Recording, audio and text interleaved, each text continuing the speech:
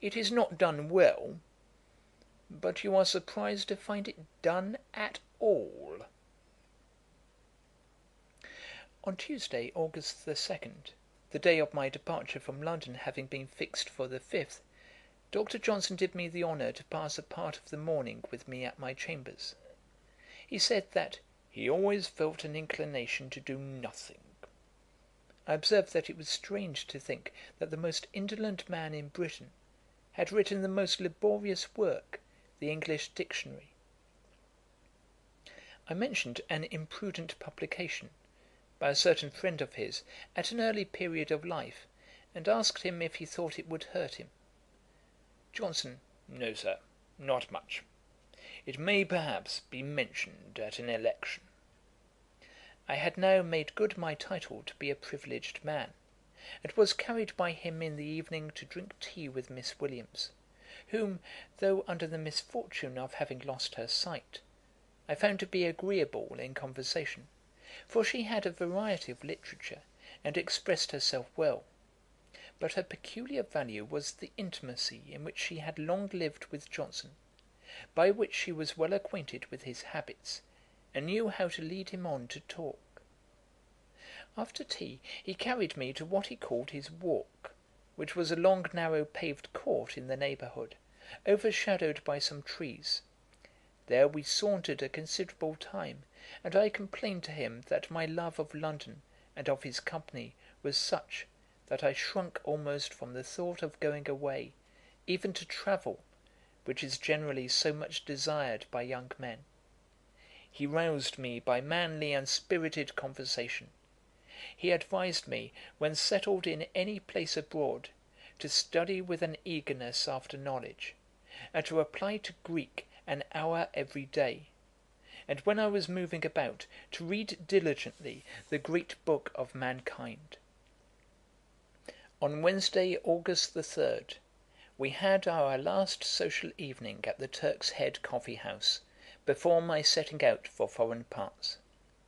I had the misfortune, before we parted, to irritate him unintentionally.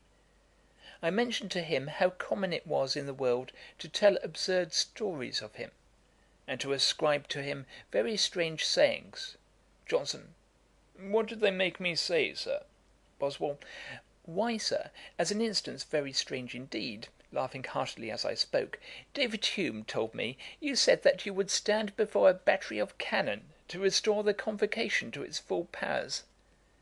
Little did I apprehend that he had actually said this, but I was soon convinced of my error; for with a determined look he thundered out, 'And would I not, Sir?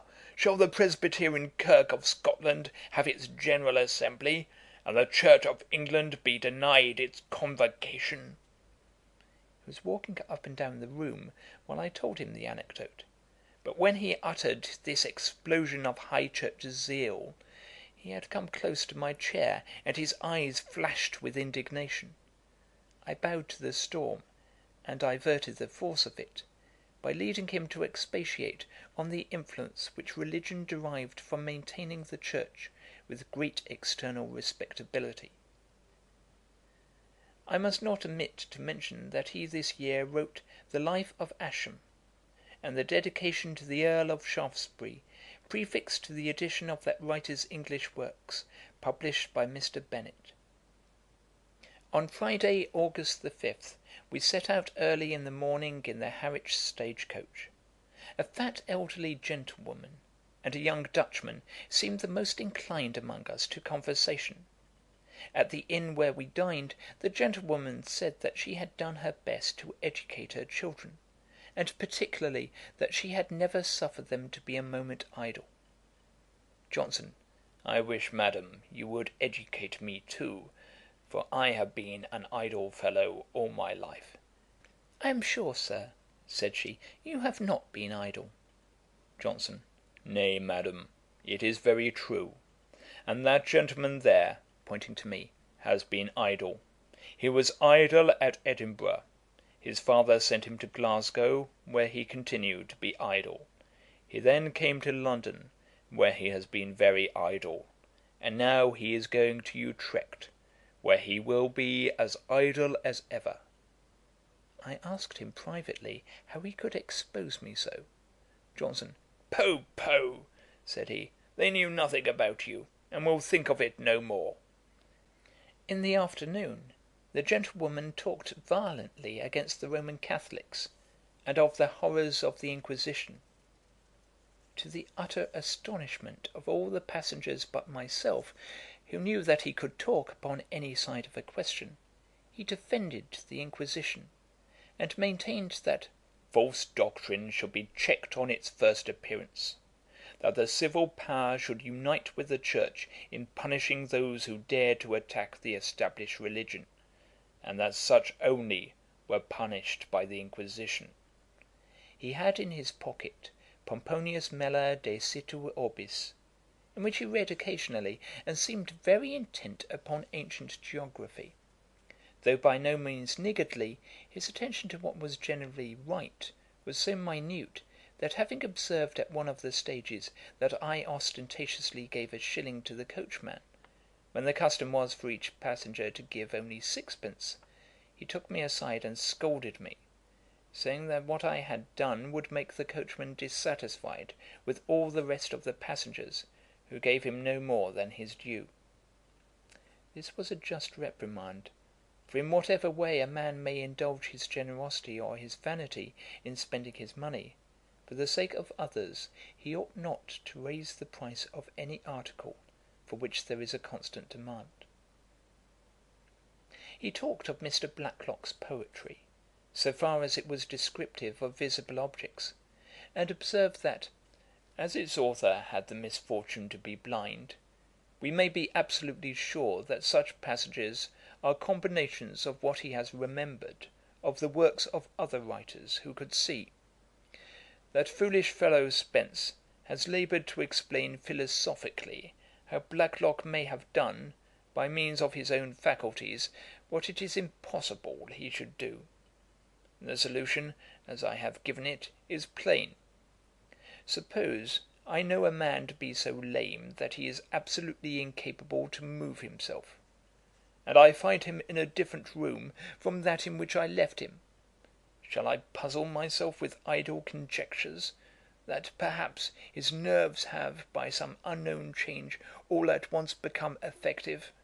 No, Sir. It is clear how he got into a different room. He was carried. Having stopped a night at Colchester, Johnson talked of that town with veneration, for having stood a siege for Charles I. The Dutchman alone now remained with us. He spoke English tolerably well, and thinking to recommend himself to us by expatiating on the superiority of the criminal jurisprudence of this country over that of Holland, he inveighed against the barbarity of putting an accused person to the torture in order to force a confession. But Johnson was as ready for this as for the Inquisition. Why, Sir, you do not, I find, understand the law of your own country. The torture in Holland is considered as a favour to an accused person; for no man is put to the torture there unless there is as much evidence against him as would amount to conviction in England. An accused person among you, therefore, has one chance more to escape punishment than those who are tried among us. At supper this night he talked of good eating with uncommon satisfaction. Some people, said he, have a foolish way of not minding, or pretending not to mind, what they eat.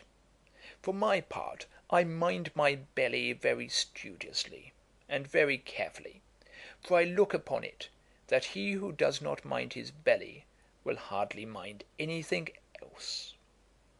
He now appeared to me Jean Paul le philosophe, and he was for the moment not only serious, but vehement. Yet I have heard him upon other occasions talk with great contempt of people who are anxious to gratify their palates, and the 206th number of his Rambler is a masterly essay against gulosity. His practice, indeed, I must acknowledge, may be considered as casting the balance of his different opinions upon this subject. for I never knew any man who